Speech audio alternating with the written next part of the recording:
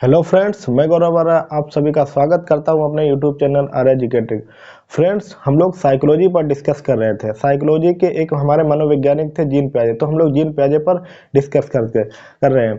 तो जीन पियाजे ने 4 अवस्थाएं बताई थी। कौन कौन? संवेदी पेशी अवस्था, प्राक सक्रिय अवस्था और मूर्त सक्रिय अवस्था और औपचारिक सक्रिय अवस्था। इनमें से हम लोगों ने 2 पर डिस्कस कर लिया था। किस पर?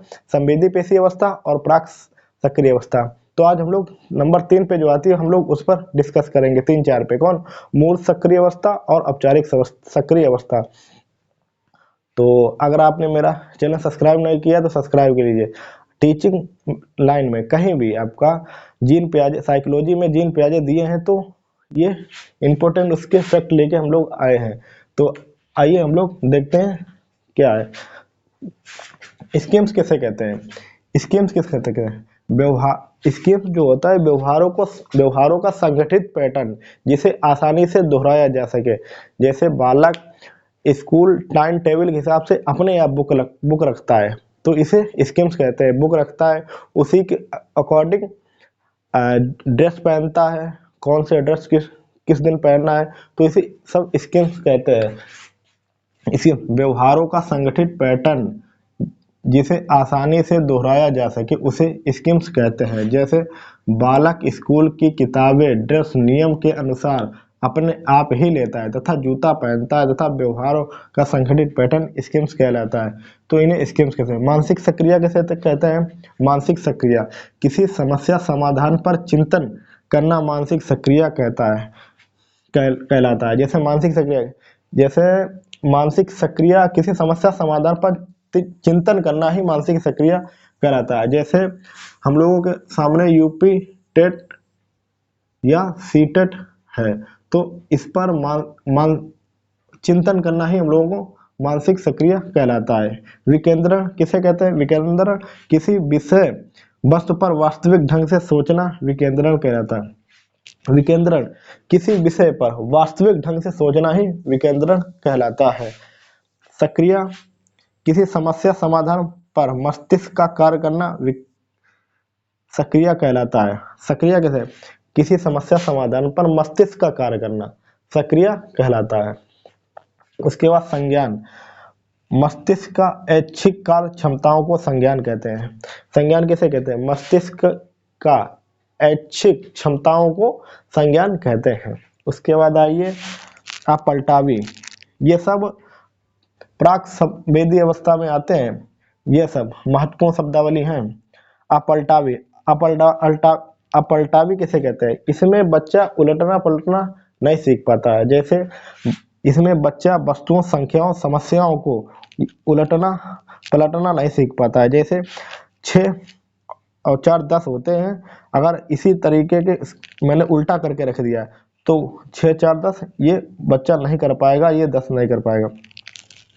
केंद्रीकरण किसे? बालक किसी एक समय में एक से विषय पर ध्यान देने की प्रवृत्ति को विकेंद्रीकरण कहते हैं। केंद्रीकरण, बालक किसी समय में एक वस्तु के प्रति ध्यान केंद्रित करता है तो उसे केंद्रीकरण कहते हैं। जैसे बालक मोबाइल चला रहा है, फोन चला रहा है तो उसी के प्रति अपना बिल्कुल कॉन्सेंट्रेट होकर फोन चलाता है, उसे केंद्रीकरण कहते हैं। संरक्षण, अगर किसी विषय वस्तु की साइज या शेप में चेंज कर दे तो उसकी क्वांटिटी पर कोई प्रभाव नहीं पड़ता है, लेकिन बच्चा इसको समझ नहीं पाता है। संरक्षण किसे कहते हैं? संरक्षण, अगर किसी वस्तु या साइज में हम चेंज कर दें और उसकी क्वांटिटी में कोई ना अंतर हो, जैसे 1 किलो रुई और 1 किलो लोहा रख दिया तो बच्चा रुई को ज्यादा बताएगा, तो इसी को संरक्षण कहते हैं। मूर्त सक्रिय अवस्था, मूर्त सक्रिय अवस्था ये तीसरी अवस्था है। मूर्त सक्रिय अवस्था, मूर्त सक्रिय अवस्था होती है 7 से 11 वर्ष तक। इस अवस्था में बच्चा रखी हुई चीजों को देख कर ही कुछ कर सकता है, उन पर चिंतन कर सकता है। तो कहने का मतलब मूर्त सक्रिय अवस्था में होता है बच्चा इसमें सामने जो रखा है उस पर तर्क कर सकता है, सोच सकता है। इस अवस्था में बच्चा अपलटावी, जीववाद, मुद्राभार, संरक्षण, क्रमबद्धता की योग्यता आ जाती है।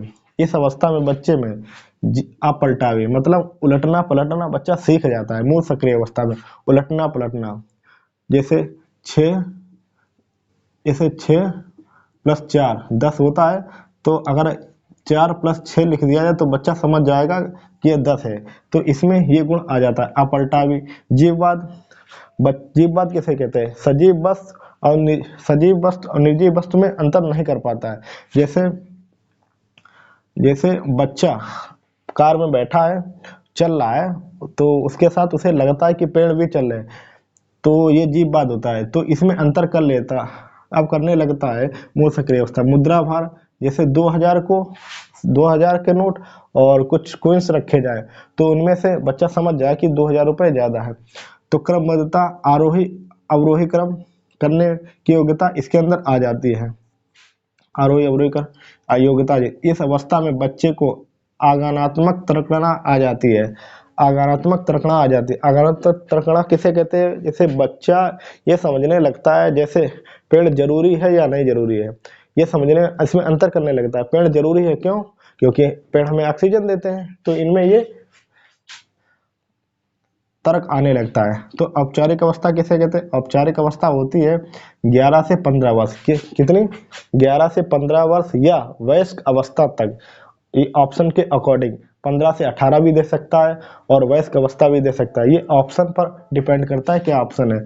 तो औपचारिक अवस्था यह संज्ञान की सर्वोच्च अवस्था मानी। औपचारिक अवस्था जो होती है ये संज्ञान की सर्वोच्च अवस्था मानी जाती है। औपचारिक अवस्था इस इसमें बच्चा अमूर्त चिंतन पर तर्क करने लगता है। इसमें जो बच्चा होता है अमूर्त चिंतन पर तर्क करने लगता है। अमूर्त किसे कहते हैं? जो बच्चे के सामने नहीं है। मूर्त क्या होता है? जो बच्चे के सामने है। इसे मूर्त सक्रिय अवस्था है। मूर्त में जो बच्चे के सामने होता है उसी पे तर्क करता है, और औपचारिक में जो बच्चे के सामने नहीं होता है उस पर तर्क करना चालू कर देता है। और जीन पियाजे की आलोचनाएं, जीन पियाजे की कुछ आलोचनाएं की गई। क्या की गई? जीन पियाजे ने बताया है कि विकास का जो चरण है वो अपरिवर्तनीय है, मतलब परिवर्तन नहीं किया जा सकता है। जीन पियाजे ने कहा। जीन पियाजे ने क्या कहा कि विकास का जो चरण है वो अपरिवर्तनीय है, इनमें परिवर्तन नहीं किया जाता है। लेकिन ये गलत है। अगर जीन पियाजे को अच्छा माहौल, अच्छा वातावरण दिया जाए तो वो अवस्था की क्षमता से ऊपर सोच सकता है। तो अगर बच्चे को अच्छा वातावरण दिया जाए तो वह अपनी अवस्था की क्षमता से ऊपर सीख सकता है। अगर बच्चे को अच्छा वातावरण दिया जाए, जो उसकी वो अवस्था होती है उसके ऊपर भी सोच सकता है। तो ये हमारे रहा जीन प्याजे खत्म हो गए हैं। तो टॉपिक हम लोगों का। तो अगर आपको मेरा वीडियो अच्छा लगा हो तो लाइक कीजिए, शेयर कीजिए, कमेंट कीजिए। Thank you.